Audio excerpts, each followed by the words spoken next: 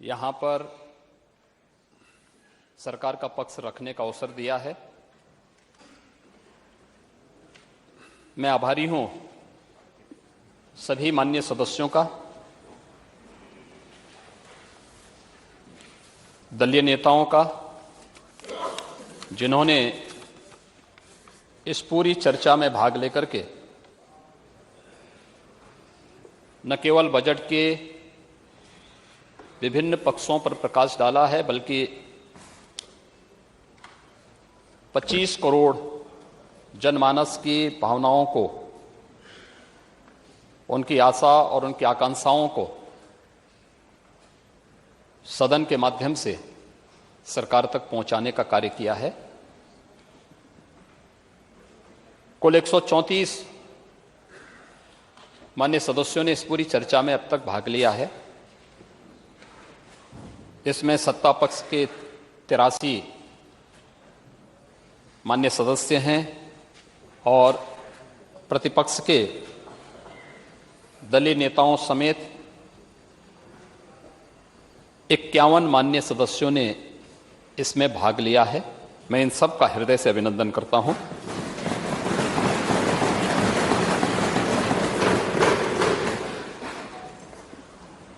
महोदय, जब हम लोग देश की सबसे बड़ी आबादी के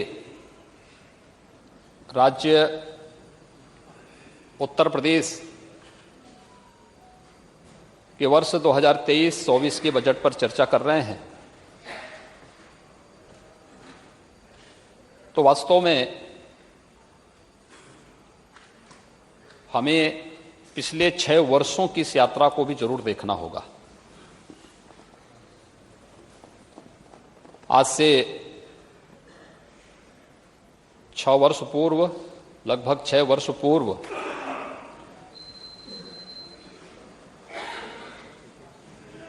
उत्तर प्रदेश के अंदर, उत्तर प्रदेश की जनता जनार्दन ने आदरणीय प्रधानमंत्री श्री नरेंद्र मोदी जी के आह्वान पर सबका साथ, सबका विकास, सबका विश्वास और सबके प्रयास के इस मूल मंत्र को अंगीकार करते हुए उत्तर प्रदेश के अंदर सत्ता परिवर्तन करने का कार्य किया था। सत्ता परिवर्तन के फलस्वरूप 2017 से लेकर के 2022 इन 5 वर्षों तक सरकार ने सफलतापूर्वक प्रदेश के अंदर कार्य किया और जनता जनार्दन का फिर से आशीर्वाद प्राप्त हुआ। सरकार फिर से पूर्ण जनादेश प्राप्त करके आज अपना यहां पर बजट प्रस्तुत भी की। मैं धन्यवाद दूंगा अपने सहयोगी वित्त मंत्री श्री सुरेश खन्ना जी को, जिन्होंने उत्तर प्रदेश की 25 करोड़ जनता की भावनाओं को ध्यान में रख करके अपना बजट प्रस्तुत किया और प्रदेश के अंदर एक सर्वसमावेशी समग्र विकास की अवधारणा को ध्यान में रख करके आत्मनिर्भर उत्तर प्रदेश की इस परिकल्पना को साकार करने वाला, हर एक तबके का प्रतिनिधित्व करने वाला बजट प्रस्तुत किया है, जिसमें गांव के लिए, गरीब के लिए, किसान के लिए, नौजवान के लिए, महिलाओं के लिए, उत्तर प्रदेश की भावी तस्वीर क्या होनी चाहिए, इसके लिए भी अपना बजट प्रस्तुत किया है। महोदय, पिछले 6 वर्ष के अंदर उत्तर प्रदेश के अंदर बजट का जो आकार है यह दोगुने से अधिक बढ़ा है। 2016-17 के अंदर इस प्रदेश में जो बजट प्रस्तुत हुआ था वह 3,40,000 करोड़ रुपए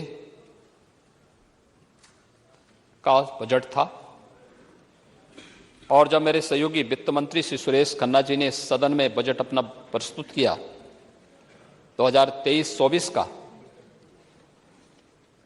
तो उस बजट का आकार इस समय दोगुने से अधिक 6,90,000 करोड़ रुपए से अधिक का है। यह उत्तर प्रदेश के अर्थव्यवस्था के विस्तार को प्रस्तुत करता है। यह उत्तर प्रदेश के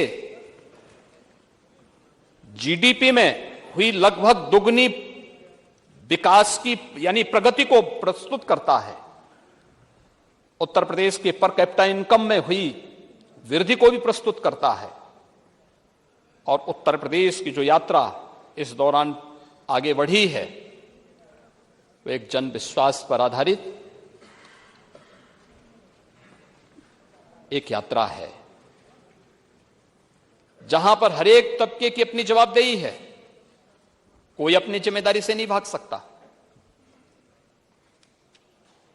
पूरी प्रतिबद्धता के साथ, पूरी जिम्मेदारी के साथ हर एक तबका अपनी अपनी जिम्मेदारियों का निर्वहन कर रहा है और उसके बाद परिणाम सबके सामने है। सरकार किस प्रकार की होनी चाहिए? समस्याओं से मुख मोड़ने वाली नहीं, उसे चुनौती के रूप में स्वीकार करने वाली होनी चाहिए। सरकार ऐसी होनी चाहिए जो जनमानस के प्रति संवेदनशील हो, लेकिन भ्रष्टाचार और अपराध के प्रति जीरो टॉलरेंस की नीति के तहत कार्य भी कर सके। और मुझे बताते गौरव की अनुभूति हो रही है कि लगभग पिछले 6 वर्ष का यह कार्यकाल इन्हीं प्रतिबद्धताओं को ध्यान में रख करके हमने प्रस्तुत किया। मैं कल यहां पर नेता विरोधी दल के पूरे वक्तव्य को सुन रहा था और वो अपनी बात को कह रहे थे। मुझे आश्चर्य हो रहा था कि जब वो कह रहे थे तो उन्हें इस बात पे प्रसन्नता हो रही थी कि उत्तर प्रदेश के पैरामीटर को पिछले पायदान पर धकेलने पर उन्हें प्रसन्नता हो रही थी।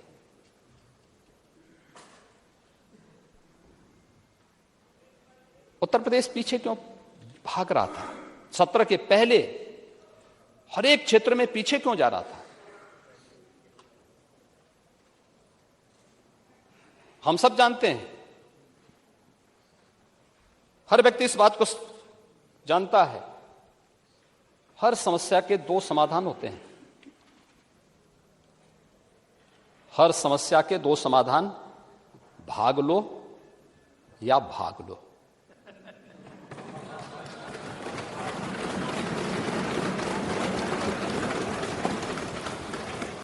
या तो उसे चुनौती के रूप में स्वीकार करते हुए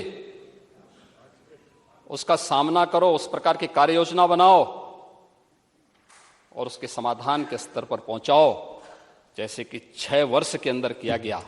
और दूसरा है, जैसे नेता प्रतिपक्ष की सीट खाली है, भाग लो।